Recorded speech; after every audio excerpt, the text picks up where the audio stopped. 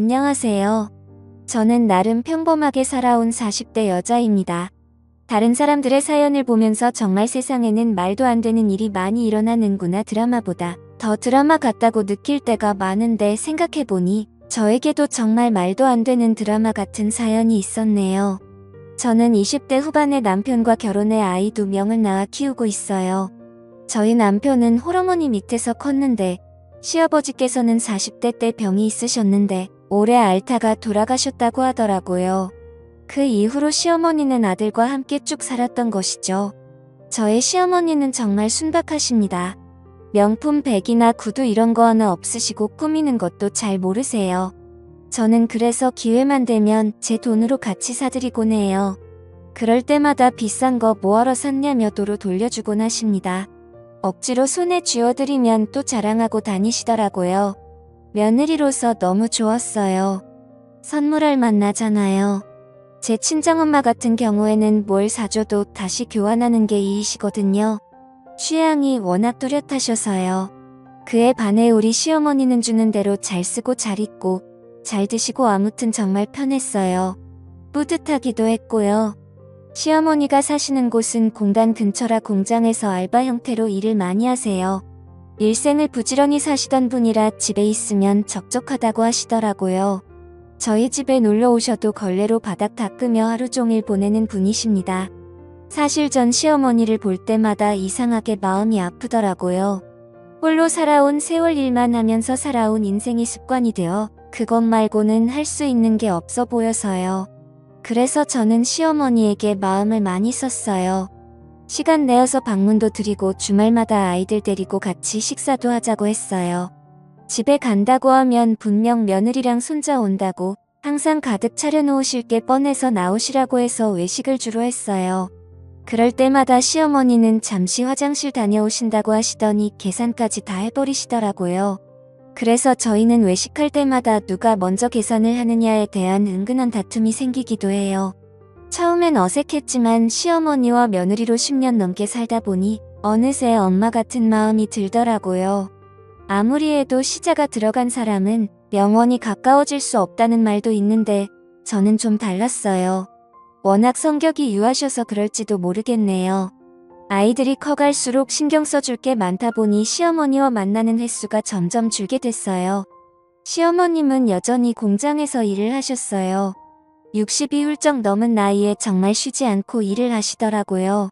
그래서 제가 힘들게 일하지 말고 쉬시라고 해도 놀면 뭐하냐며 계속 공장에 나가십니다. 시어머니도 일을 하시니 번거롭거나 복잡한 일들은 제가 거의 처리해드려요. 예를 들면 보험 처리라든지 공인인증서 갱신 같은 것들 있잖아요. 그 중에 가기 힘든 은행도 제가 대신 가서 금융 관련 일을 처리해드리곤 합니다. 그날도 아마 시어머니께서 공장에 계셨고 저는 시어머니가 처리해달라고 한 일이 있어서 인터넷으로 시어머니의 주민등록등본을 프린트했습니다. 프린트한 등본을 무심코 보는데 뭔가 이상하더라고요. 시어머니 이름 밑에 또 하나의 이름이 더 등록이 된 것입니다. 그것도 영어로요. 저는 너무 당황해서 업무 처리가 잘못된 것 같아서 동사무소에 전화를 걸었어요. 동사무소 직원은 잘못될 리 없다며 본인에게 확인해보는 게 빠를 거라고 하더라고요. 저는 이 사실을 남편에게 알리고 남편과 함께 시댁에 가서 어머니가 퇴근할 때까지 기다렸습니다. 시어머니는 퇴근하고 집에 들어오시더니 저희를 보고 무슨 일이냐고 물으시더라고요. 저는 시어머니에게 등본을 보여주며 물었어요. 어머님, 여기 등본을 떴는데 이상해서요. 어머님 이름 밑에 또 이름이 하나 더 있어요. 이거 아는 사람이에요? 아니면 누군가 어머님 명의를 도용한 것일 수도 있으니까 신고부터 해야 돼요. 내버려둬. 내가 직접 한 거야. 네. 뭐라고요? 이 사람이랑 혼인신고를 했단 말씀이세요? 나 사실 만나는 사람이 있었어. 너희한테는 말 못해서 미안하지만 그 사람 상황이 좀 안 좋아서 차마 이야기할 수가 없더구나. 너희들이 분명 반대할 게 뻔하니까. 아무리 그래도 그렇지. 어머님 이런 큰일을 혼자 결정하시고 통보하시면 어떡해요. 나도 내 인생이 있어. 이해해줄 줄 알았다. 그나저나 이름이 영어로 되어 있는데 혹시 외국인이에요? 몇 살인데요? 시어머니는 한참 동안 말을 못 하시더라고요. 남편은 답답했던지 시어머니에게 소리를 쳤어요. 그러니까 그 사람 외국인이냐고요. 맞아. 파키스탄에서 왔단다. 30살 좀 넘었고 남편과 저는 정말 말 그대로 얼어붙었습니다. 60이 넘은 시어머니가 30대 파키스탄인과 혼인신고를 했다니요. 저는 이 말 같지도 않은 말을 듣고 귀를 의심했어요. 시어머니는 그 사람과 공장에서 만났다고 하네요. 동료로 만나다가 정이 들었고 그 사람이 시어머니에게 진심으로 다가와서 시어머니도 그 사람과 자주 만났다고 합니다. 그리고 그 남자는 자기 힘든 일들을 시어머니에게 토로하기 시작했고 시어머니는 그 남자를 위로해주고 적극적으로 돕겠다고 나서기까지 하다가 혼인신고라는 사태까지 온 것이죠. 근데 큰 문제는 시어머니는 이것이 사랑이라고 믿고 있다는 것입니다. 어머님 그 사람 어딨어요? 월급 더 많이 주는 데로 이직했어.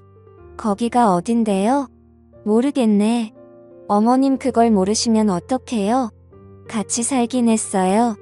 혼인신고 도장만 찍고 그 남자가 도망가 버린 게 아니고요. 어머님 말 좀 해보세요. 이게 얼마나 큰 사건인지 아세요? 내가 알아서 해. 아마 그 사람은 한국 비자 때문에 어머님한테 접근했을 거라고요. 호적에 등록해주니까 신나서 도망가 버린 거고요. 저는 속상한 마음에 시어머니를 다그쳤어요. 하지만 우리 시어머니는 계속 그 남자가 돌아올 거라고 믿고 계셨어요.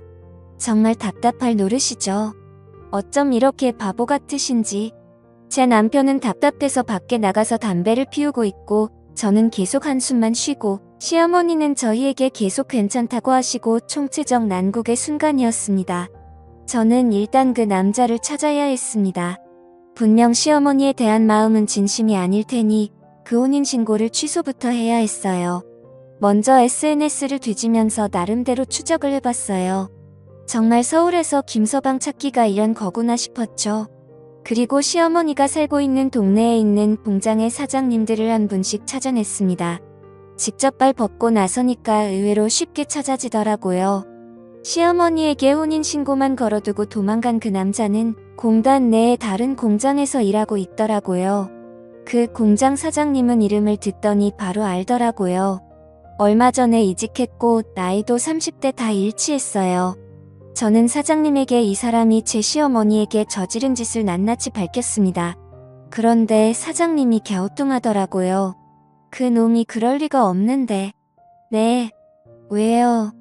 나한테 파키스탄에 있는 아내랑 자식들 사진도 보여줬거든요. 아내랑 자식까지 있어요. 네. 설마 유부남인데 그런 짓을 했겠어요? 잠시만요. 불러올게요. 사장님은 그 남자를 불러오겠다고 했어요. 잠시 후 사장실 문을 열고 그 남자가 들어왔어요. 저희 시어머니의 법정 남편을 대면하게 되었네요. 저는 의사소통을 어떻게 해야 될지 몰랐는데 그 남자 한국말을 유창하게 잘하더라고요. 저는 저희 시어머니의 이름을 댔어요. 그 남자의 표정이 약간 움찔하더라고요. 아내와 애까지 파키스탄에 있다면서요. 이거 사기 결혼인 거 알죠? 어머님을 사랑했습니다. 사랑은 무슨...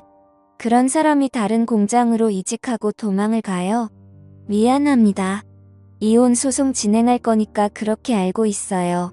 그리고 사장님 이 사람 해고하지 않으면 저 인터넷에 이 사람이 한 짓들 공장 이름이랑 같이 뿌릴 거니까 알아서 하세요. 빨리 꼬리 자르는 게 좋을 거예요. 저는 사장님에게 이 남자의 해고를 건의했고 사장님도 사태의 심각성을 눈치챘는지 알겠다고 바로 인사 조치하겠다고 약속하셨어요. 문제는 저희 시어머니였습니다.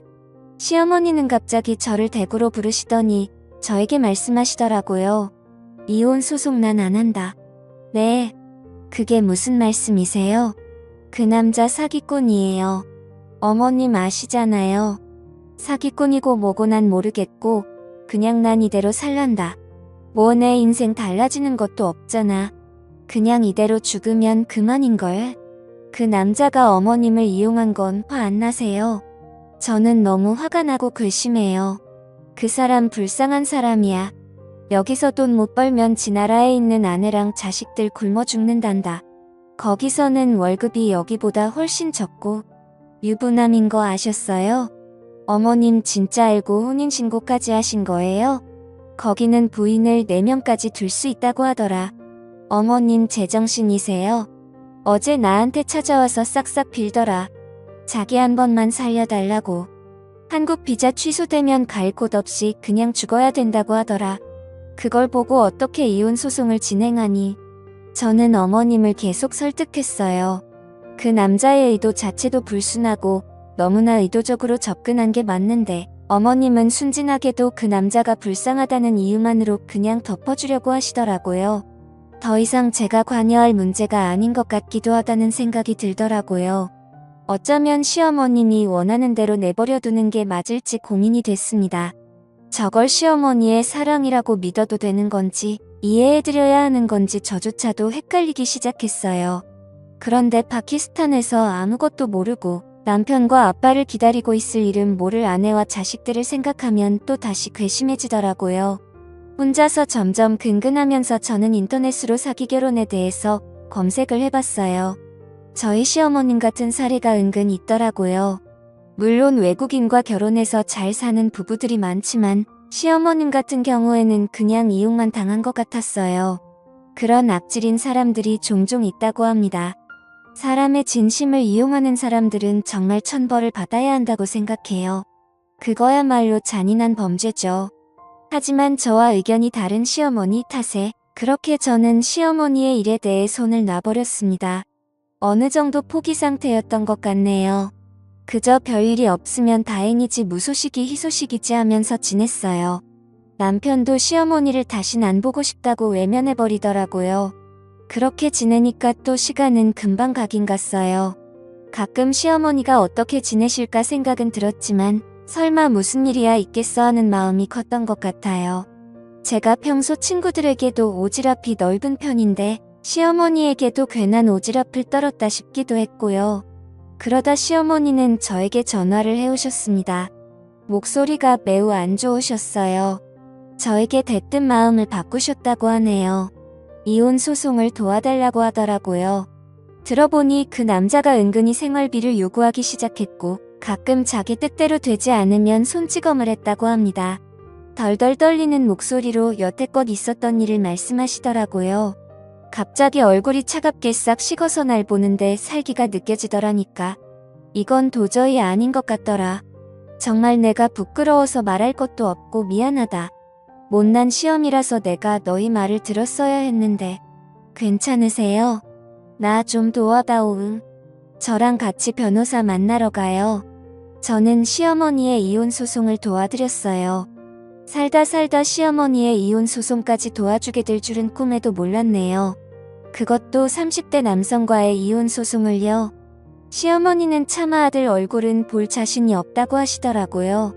저희 가족이 다 같이 모이는 날은 아마도 시간이 좀 더 걸릴 것 같네요. 내심 시어머니가 마음을 다시 다잡으셔서 다행이라고 생각해요. 하마터면 범죄자에게 발목이 잡힐 뻔했으니까요. 법적인 남편이라는 이유로 얼마나 또 이것저것 저희에게 요구를 했겠어요. 시어머니의 유산까지 탐냈을 게 분명해요. 그런 생각만 하면 아주 소름이 끼칩니다. 법정은 결국 저희의 편을 들어주었습니다. 본국에 부인을 두고 결혼한 남자에 대해 결혼 이민 체류자 자격을 인정하지 않고 체류를 정지시키기로 했대요. 결국 그 남자는 꼼짝없이 파키스탄으로 돌아가게 되었지요. 자신의 이득을 위해 사람의 진심을 가지고 장난치면 그 끝이 어떻게 되는지 그 남자가 꼭 알았으면 좋겠네요. 마음 같아서는 그 남자의 아내와 자식들에게도 이 사실을 알리고 싶었지만 연락할 수 있는 방법이 없더라고요. 아쉬울 따름이었습니다. 집에 모셔다 드리는 길에 시어머니를 힐끗 보는데 씁쓸한 표정을 짓고 계시더라고요. 아무래도 나름대로의 추억이 많이 떠올랐나 봅니다. 감히 마음을 헤아릴 수 없어서 아무 말도 건네지 못했네요. 그 이후로 저는 시댁에 자주 놀러 가고 있어요. 제 친구들은 저에게 뭐하러 시어머니를 챙기냐고 하지만 그 일을 겪고 난 후 마음이 외로우실까봐 걱정이 되더라고요. 든 자리는 몰라도 난 자리는 티가 난다고 하잖아요. 못난 놈이었지만 그래도 마음을 주고받았던 사람인데 오죽할까요? 아무쪼록 시어머니가 마음의 회복을 빨리 하셨으면 좋겠어요. 울적한 마음을 털어버리고 다시 예전처럼 가족 다 같이 명절에 만날 수 있는 날이 왔으면 좋겠네요. 그 날이 빨리 오기를 바랍니다.